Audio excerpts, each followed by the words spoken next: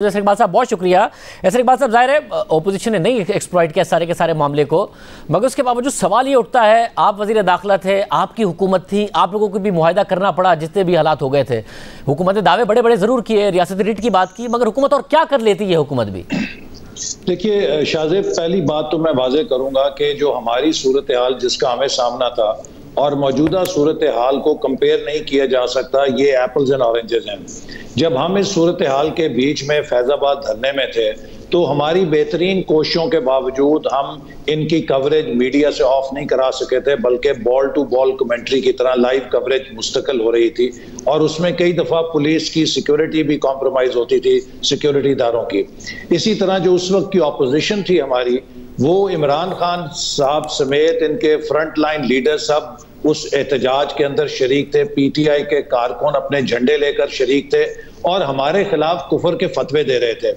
मेरे घर के ऊपर हमला कराया गया जो मुकामी पीटीआई के रहनुमा थे। मैंने पूरी इलेक्शन कैंपेन इस ईमान के मसले के ऊपर लड़ी, ये साबित करने के लिए कि मैं खातमुन नबीयीन हजरत मोहम्मद मुस्तफ़ा सल्लल्लाहु अलैहि वसल्लम का वैसा ही पैरोकार हूँ जैसा एक मुसलमान होता है। और अल्लाह का शुक्र है कि मेरे ख़ानदान की जो दीन इस्लाम से वाबस्तगी है वो भी किसी से ढकी छुपी नहीं। फिर मुझे गोली का निशाना बनाया गया। इन्हीं के जो प्रोपेगेंडे से मुतासर एक नौजवान ने मेरी जान लेने की कोशिश की। तो इसी तरह जो रियासती इदारे थे वो भी एक बहुत हद तक थे कि जी आप बस बातचीत करें और हम किसी सूरत शायद घुटने ना टेकते।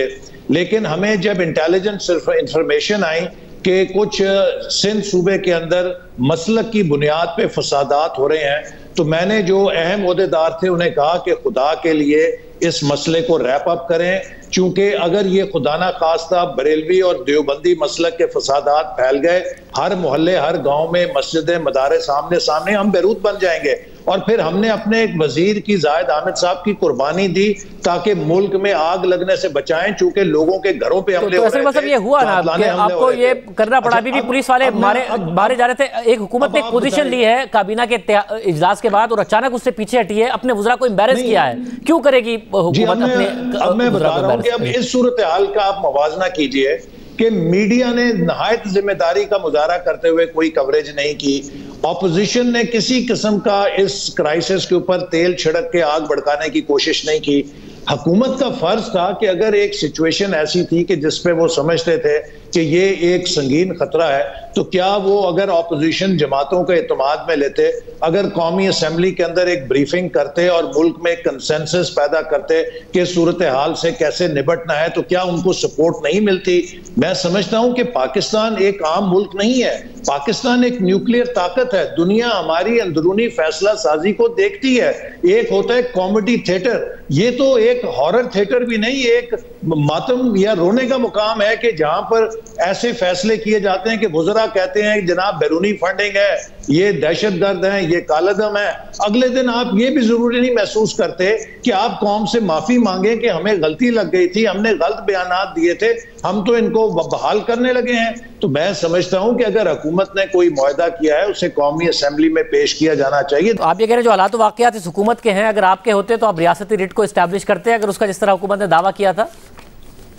देखिए, हम अगर होते तो सबसे पहले हम तमाम कौमी क़यादत को एतमाद में लेते, एक नेशनल कंसेंसस करते, और अगर हम समझते कि कोई गिरोह जो है इस वक्त गैर जिम्मेदारी का मुजाहरा कर रहा है तो हमें उसे सिंगल आउट करना चाहिए था और उलमाए कराम को भी इसमें शामिल करके उनको बताते कि देखिए ये मुल्क के लिए मुनासिब नहीं है कि हम इस किस्म के इमेजेस दें। एक तरफ आप फैटफ की तलवार में लटके हुए हैं, दूसरी तरफ पाकिस्तान की दुश्मन लॉबीज आपके खिलाफ आपको एक डेंजरस स्टेट साबित करने के लिए लगी हुई हैं।